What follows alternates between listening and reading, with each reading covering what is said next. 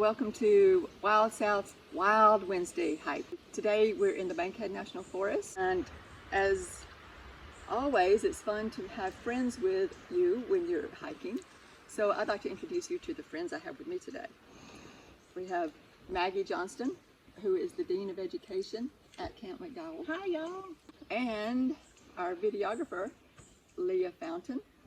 Hello. Who is an instructor of English at Calhoun Community College in Athens. Bankhead National Forest is one of my favorite places in the world, and I wonder, what is one of your favorite outdoor places, and what do you like to do when you're out there? So if you could just write that in the comments, we would love to hear about it.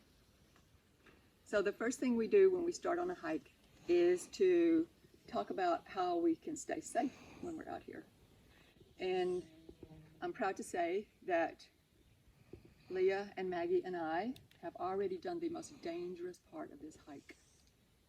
We drove on the highway to get here.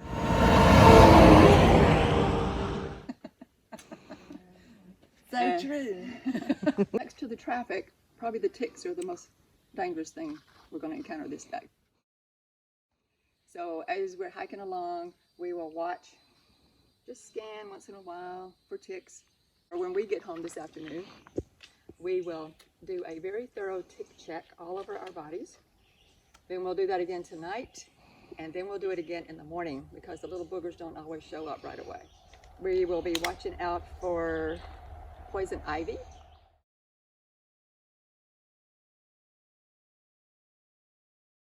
If we're lucky enough to see a snake, what are we going to do? I'm going to stay away from it and watch it, if that's okay, because I really like snakes, but I know better than to approach them because I don't want to scare them and then they get threatened and that's when they get dangerous. Exactly. Social distancing. Yes. Of snakes. Social snake distancing. There you go. And speaking of social distancing, since this is the time of pandemic, we are being safe even in the forest. We have brought masks, and we'll wear our masks if we get closer than 6 feet to each other. One of the primary, I'd say, evils of being outdoors in the summer is dehydration. So we hydrate and drink a lot of water, and I filled mine up to the very top. I'm gonna have some right now. Y'all ready to explore? All right, let's go.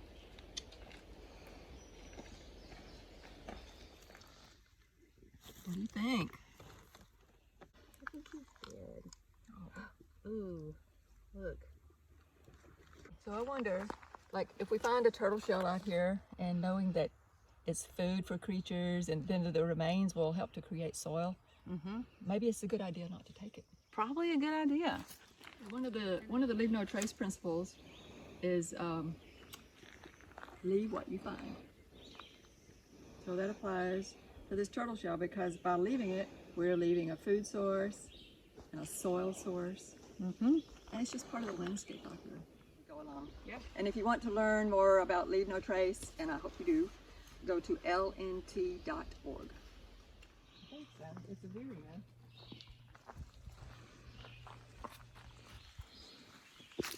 Spider. I found a spider too. Some moss. You know, Dennis, there's a right way and a wrong way to pick up a rock.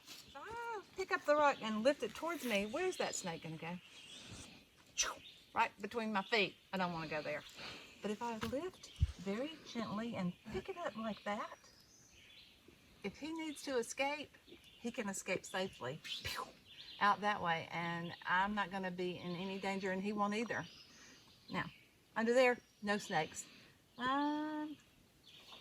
might find a few little spiders, and yep, I saw one drop off right there. Now, when I'm done looking, I want to put it back, just like I found it, and very slowly and carefully, because we might squash something that's under there too, right? So we're going to be careful with it. So there's a big change happening here. And if we look, we follow the stream right here, we see there's still water. and then it drops off. Make a note in your mind of how this stream goes here and how the water in the stream goes over that rock right there. And just remember that.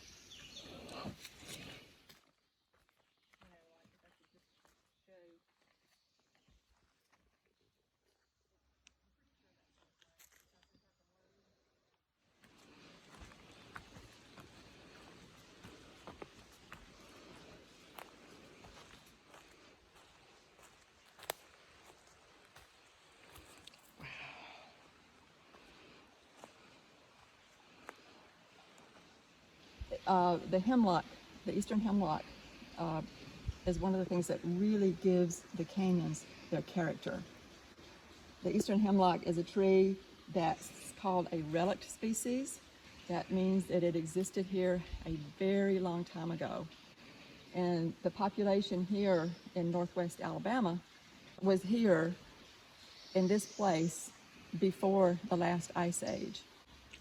And these trees determine a lot of the characteristics of the canyons. All right, guys, we're going to do a little activity that is about observation skills. And so I'm going to ask you to put in your best eyesight and your best thought processes, and I want you to observe some things that are under this bandana. Now, I know if you're watching this as a video, then you probably could just pause and look at everything and write it all down. But then is that the point of the activity? Nah. And I'm going to remove the bandana, and my friend Janice over here, and Leah too, who's doing the videography, they're going to be writing down what they observe. Now, you're not going to want to write it during the 10 seconds that it's exposed, because by the time you look down and write one thing, guess what? I've covered it up. So you want to use your observation skills for about 10 seconds, and then you're going to cover it back up, and you then write down everything you noticed. All right, everybody ready? Ready. Ready, Right. ready. Here we go. Just observe.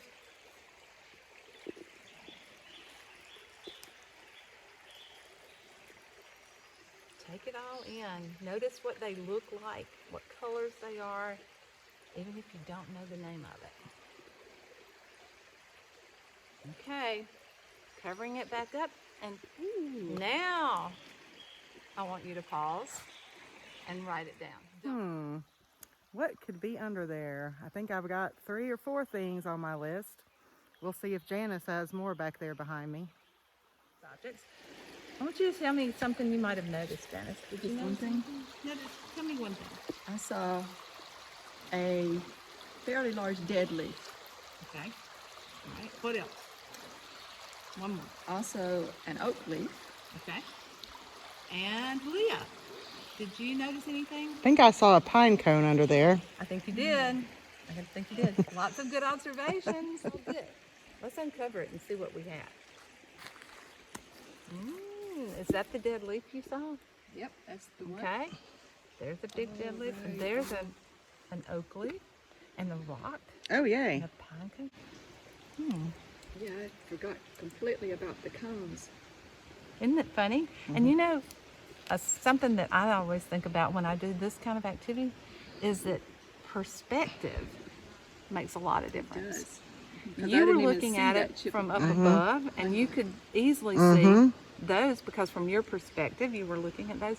And Janice was a little bit further away, and that jumped out at you because it was on your side. But it was also hiding that chip of pine bark. Yep. You couldn't see that from your perspective. And you know what? In the real world, perspective is important too. Picked up any ideas from this activity, or you observed something special after doing this kind of activity? Put it in your comments. Put it in that little comment at the bottom so that we can see something you've benefited from that activity, because I think it's a lot of fun.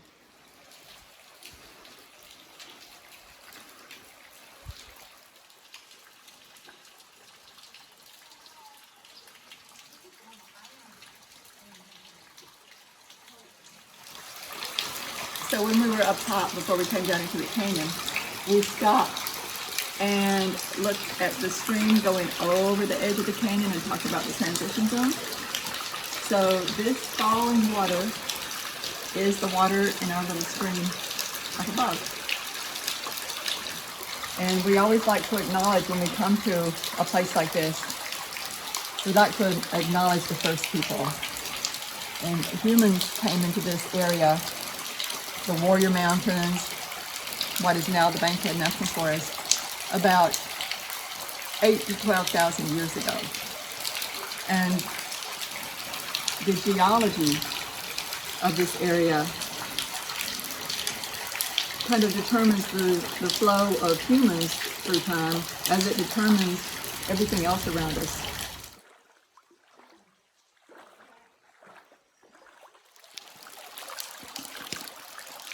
What'd you find under there? Some kind of caddisflies, something. You see the little stones that are hooked together?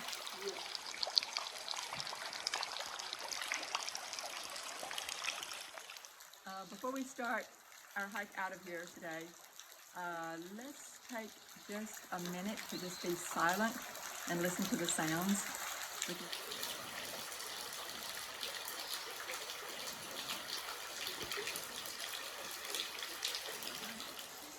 Each of us needs to withdraw from the cares which will not withdraw from us. We need hours of aimless wandering, or spates of time sitting on park benches, observing the mysterious world of ants and the canopy of treetops.